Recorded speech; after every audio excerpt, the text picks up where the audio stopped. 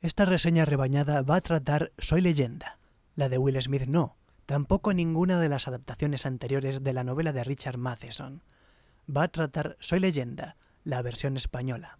Técnicamente este mediometraje de 36 minutos no es una película, no al menos lo que solemos llamar película. Es un trabajo de práctica de la Escuela Oficial de Cinematografía.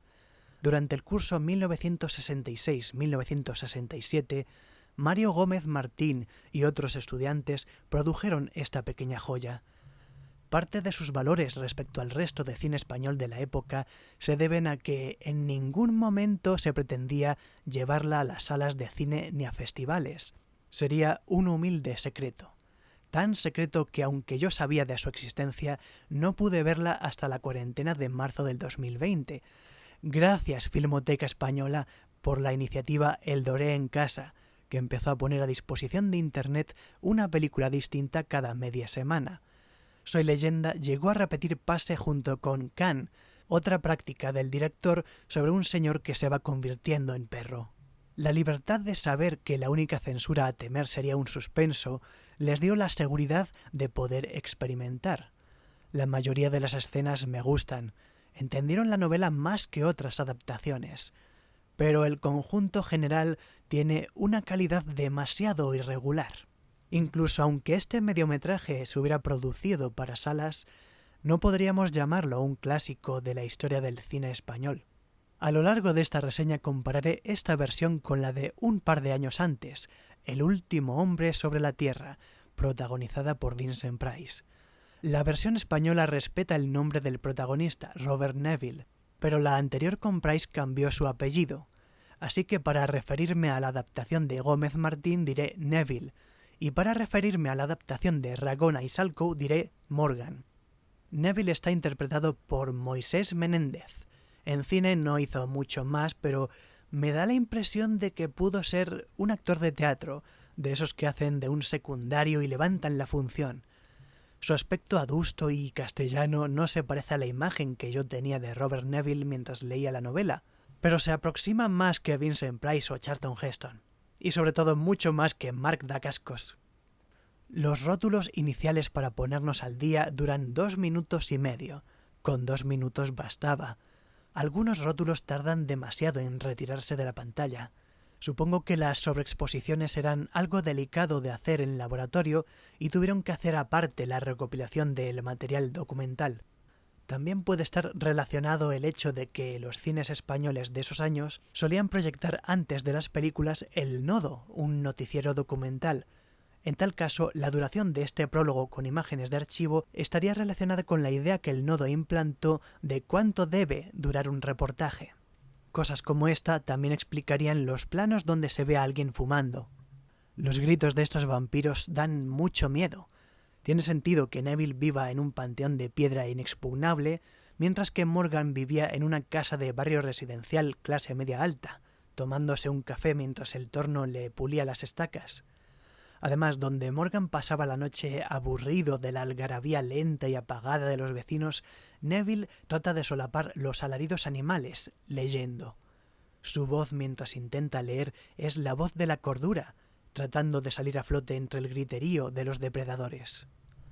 Lo malo es que repiten demasiadas veces el mismo take de gritos. Parece como si uno de los vampiros hubiera grabado 10 segundos de los primeros gritos y el resto de la noche estuvieran ahí fuera callados, reproduciendo la grabación tan tranquilos en modo repetición.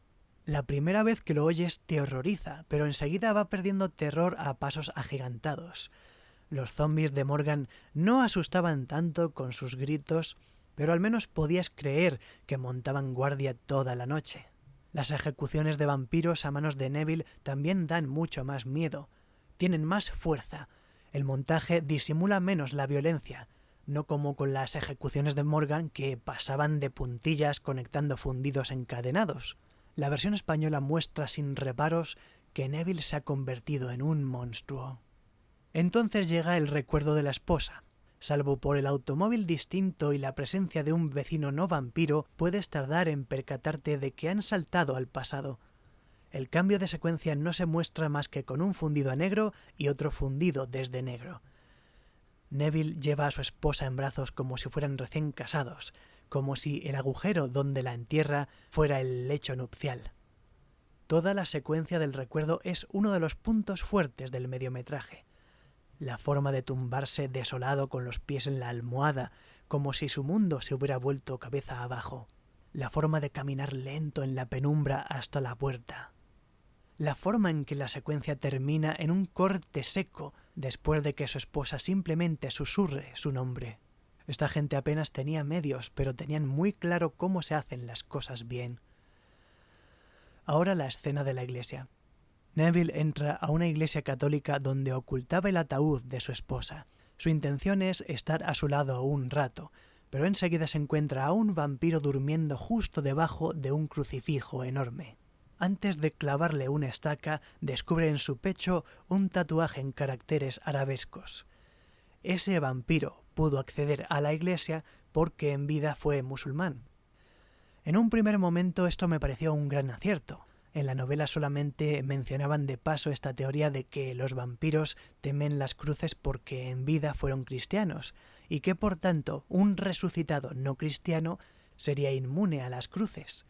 El colmo de esta idea fue desarrollado en una escena cómica de La momia de 1999.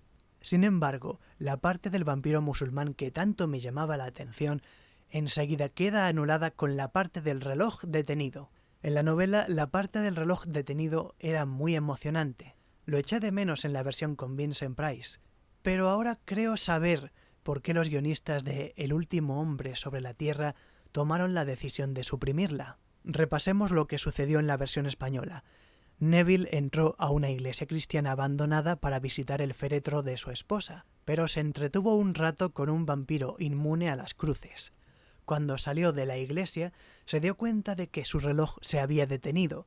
Se le había hecho tarde para volver al refugio, pero como lo último que le vimos hacer no fue reclinarse compungido junto a su perdido amor, sino hacer de Van Helsing, podemos entender que la razón de que se haya olvidado del reloj no se debe a sus trágicos sentimientos de duelo, sino a que se despistó con algo que hace todos los días. En cambio, aunque la versión italoamericana no nos inunde de planos detalle del reloj, sí permite que Morgan se quede dormido al lado de su esposa. El reloj es lo de menos. Lo que importa es la conexión emocional. Y si para conseguir esa conexión emocional con el protagonista tienes que cortar la parte de la acción, pues no hay más remedio. Tienes que cortarla. La idea de un vampiro durmiendo debajo de un crucifijo es muy original, pero anula el sentimiento de la escena de la iglesia, donde Neville tiene que cometer el error de quedarse más tiempo del esperado. Debe poder sentirse vulnerable para relajarse y bajar la guardia. Eso es lo que le da todo el peso y significado al momento del reloj detenido. También porque es la señal de que ahora viene la escena de acción nocturna con muertos vivientes que beben sangre.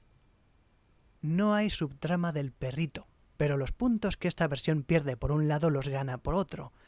Neville busca con odio a su antiguo amigo. Grita su nombre con el mismo desprecio feroz con que los vampiros suelen gritar el suyo. De ahí pasamos directamente al encuentro con Ruth, la mujer con el nombre bíblico más spoiler que había. El paisaje es apocalíptico, desolador, cosa que contrasta con el excesivo maquillaje de Ruth. O sea, está justificado que tenga que verse saludable y atractiva porque es una enviada de los vampiros. Pero todo el mediometraje consigue una impresión de atemporalidad y de repente llega Ruth y nos caemos en los locos años Yeye.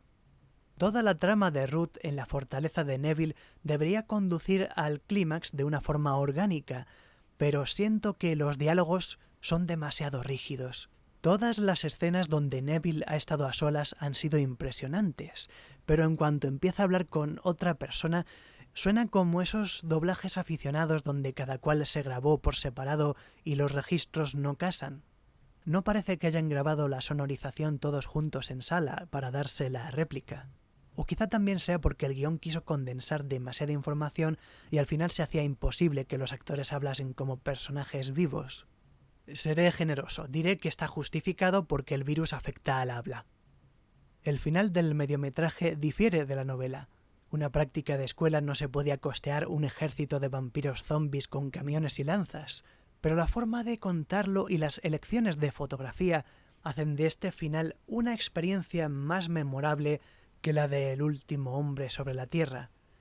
Es triste que el cine de España solo pudiera alcanzar estas cotas de lucidez en determinados cineastas y en los trabajos de práctica de la Escuela Oficial de Cinematografía.